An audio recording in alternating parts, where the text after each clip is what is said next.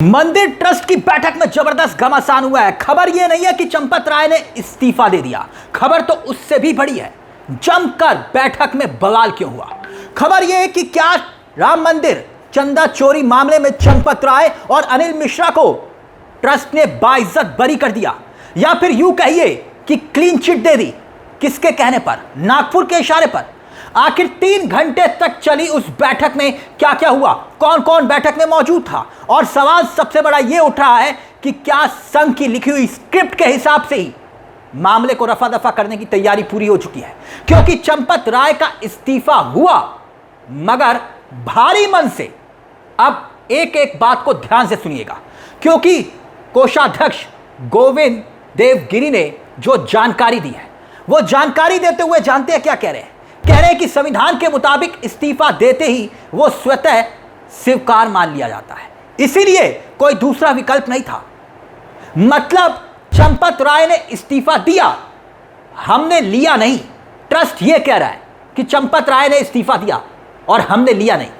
क्यों? क्योंकि दूसरा विकल्प नहीं था। यानी पहली बात, चंपत राय का इस्तीफा फंसा हुआ था, उनको सम्मान के साथ सेफ एग्जिट आरएसएस ने दिया। दूसरी बात, गोविंद देवगिरी को उनके लिए अलग से बयान जारी करना पड़ा। अब बयान क्या था जानते हैं? गोविंद देवगिरी ने क्या कहा? गोविंद देवगिरी ने कहा कि महामंत्री के नाते काम करने वाले चंपत राय जी को बड़ी वेदना हुई। चंपत राय जी को बड़ी वेदना हुई। उनका कहना था कि जब तक सारा न्याय ठीक से नहीं हो जाता, यानी कि चंपत राय कह रहे हैं, और अपराधी पकड़े नहीं जाते, उनका पद पर बने रहना ठीक नहीं रहता। यह सोचकर उन्होंने त्याग पत्र दिया, यानी ट्रस्ट ने नहीं लिया।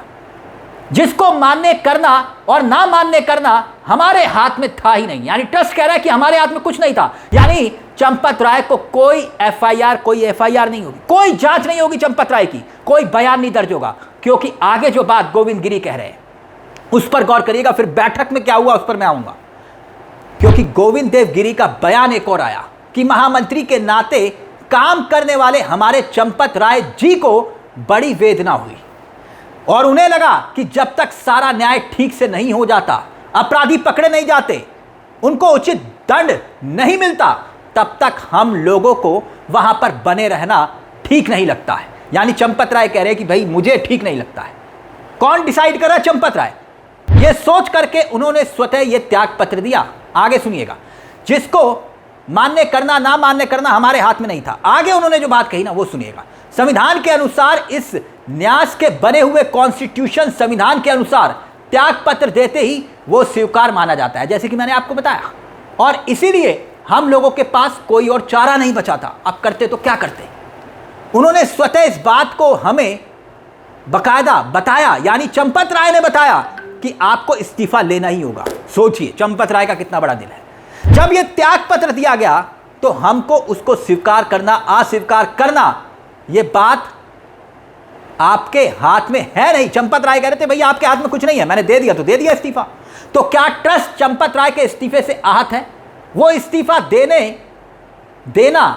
लेना नहीं चाहते थे, यानी वो दे रहे थे इस्तीफा लेकिन ये लेना नहीं चाह रहे थे, मगर चंपत राय ने जबरदस्ती इस्तीफा दे दिया। है ना गजब।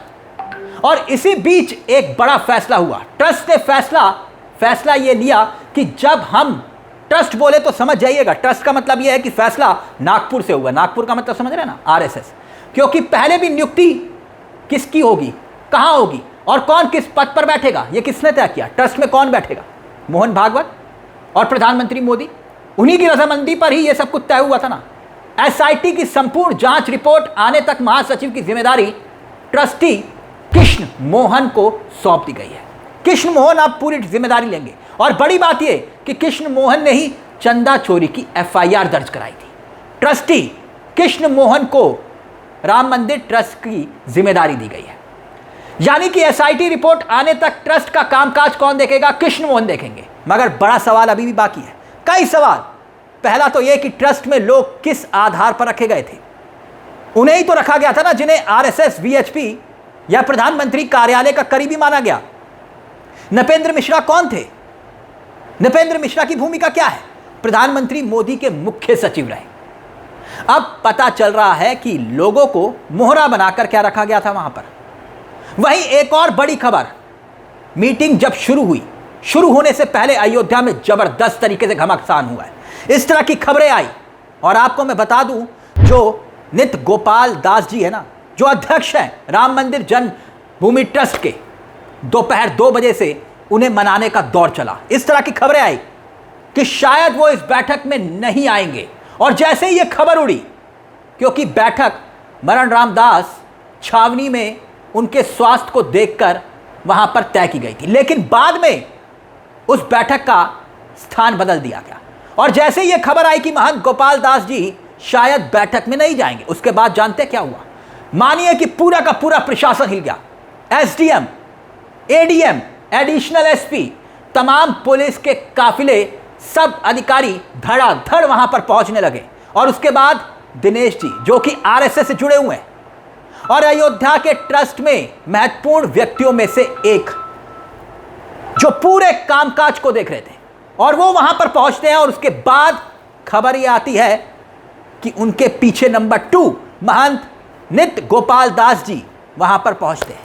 कमल नयन दास जी वहां रवाना होते हैं। पुलिस पायलट गाड़ी से लेकर उनको बैठक स्थल के लिए रवाना करती है और कुछ ही देर के बाद बैठक शुरू होती है।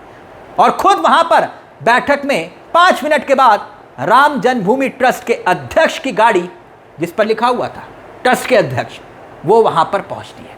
व्हील चेयर पर नित्य गोपाल दास जी निकलते हैं, व्हील चेयर पर बैठकर। ये देखिए, ये तस्वीर थी। मैंने तभी कहा कि बैठक से पहले भी बहुत कुछ हुआ और बैठक के बाद भी बहुत कुछ हुआ। तो क्या महंत जी के करीबी लोगों का यह मानना था, क्योंकि खबर आ रही थी कि वो कई बातों से आहत थे, और बकायदा सुबह उन्होंने एक पत्र जारी किया था। ये पत्र देखिए आपकी स्क्रीन पर। और उनका यह कहना था कि ये चोरी हुई है। चोरी जो हुई है वो बड़े पैमाने पर हुई है। तो क्या संघ खुद चाह रहा था जो बवाल हुआ उसकी परतें अब और ज्यादा ना खुले? क्या नित्य गोपाल दास किसी भी हाल में चंपत राय, अनिल मिश्रा के इस्तीफे पर अड़े हुए थे, और क्या उन्हें सजा दिलाने की बात कर रहे थे? अब बैठक में क्या हुआ उस पर आइए। खबरें तो यह तक है कि बैठक में यह चर्चा हुई कि अगर चंपत राय और अनिल मिश्रा का इस्तीफा इस कदर मंजूर कर लिया जाएगा तो फिर पूरे देश में बवाल होगा, फिर ठप्पा लग जाएगा और विपक्ष का मन और बढ़ेगा। कहेगा कि हम तो पहले ही कह रहे थे कि भाई ये चोर हैं, और उस पर मोहर लग जाएगी। वैसे ही तमाम तरह के आरोप और इन आरोपों के भीतर हटाए जाने का तरीका सवाल खड़े कर रहा है। इस्तीफे को स्वीकार कर लेना इस बात की पुष्टि करेगा कि हां, इन्होंने चोरी की। लेकिन यकीन मानिए, फैसला यहां से नहीं होना था। आप समझ रहे हैं ना, फैसला पूरा देश जानता है कि हुआ कहां से। दिल्ली से नागपुर के आदेश थे, और वैसा ही फैसला हुआ कि चंपत राय इस्तीफा देंगे और चंपत राय के मंजूरी से ही इस्तीफा कबूल होगा। अनिल मिश्रा इस्तीफा देंगे, लेकिन अनिल मिश्रा के मंजूरी से इस्तीफा मंजूर होगा। और ऐसा ही हुआ। कोई गुनहगार नहीं, कोई दोषी नहीं। और चंपत राय पर दाग लगने का मतलब क्या था? चंपत राय, अनिल मिश्रा पर दाग लगने का मतलब यही था दोस्तों कि आरएसएस पर चंदा चोरी का दाग लगना। इसीलिए एक शानदार तरीके से सेफ एग्जिट चंपत राय के लिए निकाला गया। अब गौर कीजिएगा कि राम मंदिर ट्रस्ट के खजांची रहे कोषाध्यक्ष ने ठीक ट्रस्ट की इसी बैठक से पहले पत्र क्यों जारी किया? सोचिए जरा। कोषाध्यक्ष अपने ही हाथ खड़े कर देते हैं ये कहते हुए कि उन्होंने कभी खजांची का दायित्व ही नहीं निभाया। आप सोच सकते हैं कि गोविंद देव जी जो प्रेस कॉन्फ्रेंस कर रहे हैं, जो ऐलान कर रहे हैं कि भाई भारी मन से चंपत राय का इस्तीफा लिया, वही पत्र लिखकर कह रहे थे कि भाई मैं तो जो है यहां इस खजांची की भूमिका में था ही नहीं। कहने का मतलब तो यही। तो सवाल उठ रहे हैं कि जो स्वामी गोविंद गिरी 22 जनवरी 2024 को राम मंदिर के उद्घाटन के वक्त मंच पर मौजूद थे, उन 5 लोगों में शामिल थे। 5 लोग कौन थे वहां? चंपत राय भी वहां पर थे। 22 जनवरी को जब मोहन भागवत, मोदी, योगी, राज्यपाल आनंदीबेन पटेल उसी मंच पर हैं, और चंपत राय, गोविंद देवगिरी खुद वहां पर मौजूद थे। यानी कि वो बेहद करीबी व्यक्तियों में से एक है पीएमओ के। इसीलिए मैंने कहा कि स्वामी गोविंद गिरी जो ऐलान कर रहे हैं वो ऐलान उन्हीं का था या फिर आदेश नागपुर का था कि किसी भी हाल में चंपत राय पर दाग नहीं आना चाहिए। और क्या वही हुआ? मगर सवाल ये कि इस पूरे के पूरे प्रकरण में योगी आदित्यनाथ की एसआईटी की भूमिका क्या रह जाएगी? क्योंकि योगी, खबर यह है कि किसी भी हाल में चंपत राय पर एक्शन लेना चाहते थे। मगर आरएसएस नहीं। इस पूरे मामले को लेकर आपकी क्या राय है? आपको क्या लगता है कि क्या वाकई में अब चंपत राय पूरी तरह से इस मामले को लेकर क्लीन चिट मान ली जाए? क्या जो आरएसएस चाहता था कि बच जाए चंपत राय, ताकि चंपत राय पर सवाल मतलब आरएसएस पर सवाल? अपनी राय कमेंट बॉक्स में जरूर दीजिएगा। मुझे तिलक चावला को दीजिए इजाजत। बेल आइकॉन दबा लीजिए। मंच आप ही का है, जहां हम सिर्फ खबर नहीं दिखाते, खबर के पीछे की खबर दिखाते हैं। नमस्कार, जय हिंद, जय भारत।